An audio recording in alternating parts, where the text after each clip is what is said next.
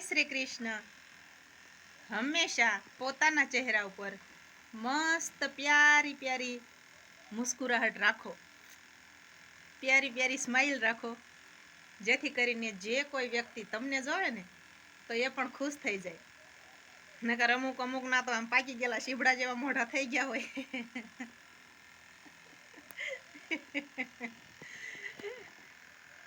એટલે મેં એક વખત ચોટીલા ગયા હતા અને પિકઅપમાં અમે બેઠા અને એમાં એક બેન ચડ્યા.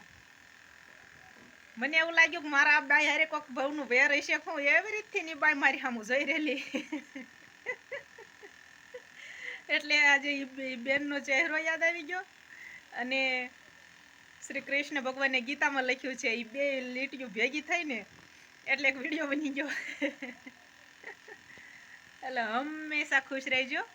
ખુશ રહેવાથી પોતાનું શરીર સ્વાસ્થ્ય શુદ્ધ રહે છે અને સામેવાળા વ્યક્તિને પણ સારું લાગે છે.